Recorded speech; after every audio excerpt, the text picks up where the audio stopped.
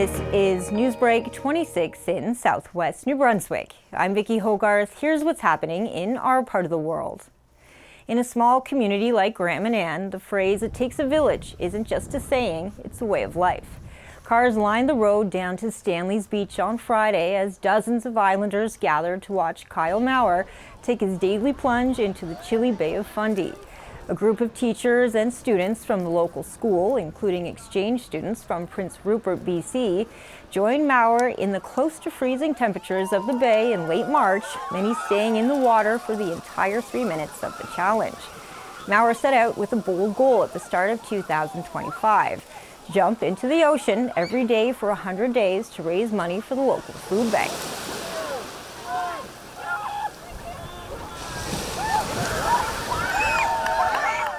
Well, I guess January 1st, like a lot of people, we start the new year off with a bang, and started with the cold plunge. And after a few days, I kind of had the idea that I'd like to turn it into a fundraiser. So I thought 100 days sounded like a crazy amount that would turn some heads and get some donations for the food bank. So here we are 87 days later, and we're going strong with a pretty sweet crowd here today.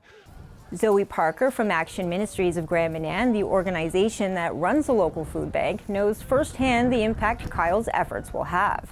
Everything did increase in price. So in 2023 compared to 2024, we had a 25% increase in just clients. But with that, obviously costs went up, and with more clients, the cost went up as well. So with him doing this, it helps big time, and it creates awareness too, which is amazing. Maurer's original fundraising target was $5,000, but as he nears the end of his challenge, he's closing in on an incredible $15,000 in donations through his GoFundMe page. Parker says these donations will go a long way to help islanders in need, many of whom also need assistance covering necessary medical trips to the mainland.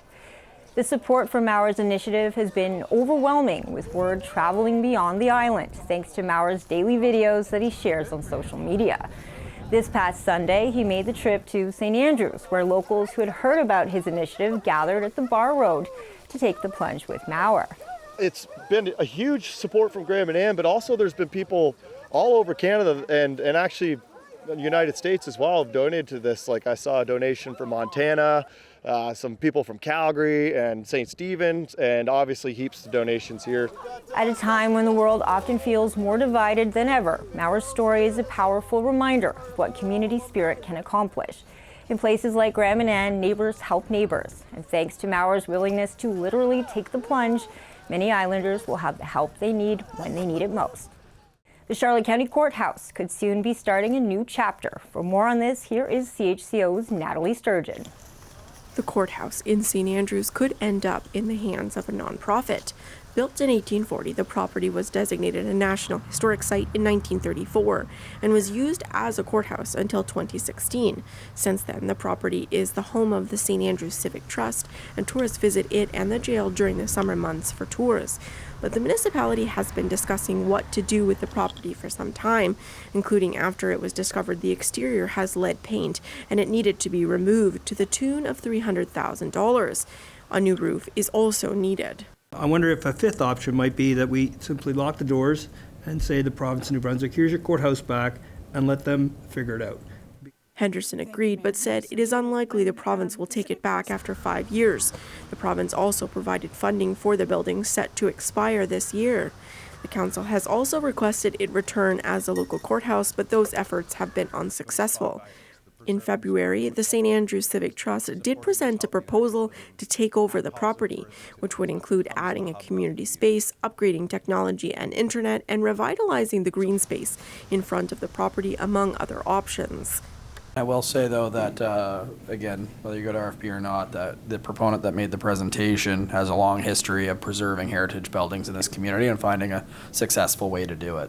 The council has decided to entertain expressions of interest on the property, which will gauge how many organizations outside the Civic Trust who might want to take over the property. The municipality is open to transferring it to a not-for-profit or charity.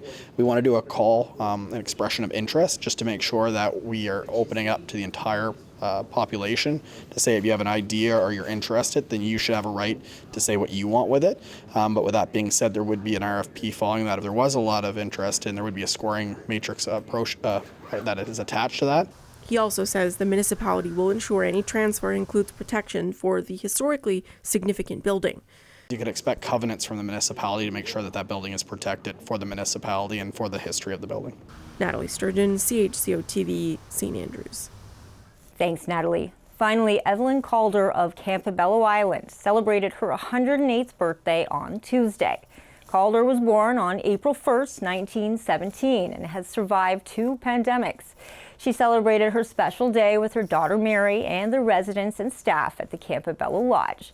Happy birthday, Evelyn. You are an inspiration. That's all the news I have for you. For more stories and online exclusives, visit CHCO and the Courier online at CHCO.TV. A news and public affairs production of CHCO-TV, New Brunswick's only source for independent community television.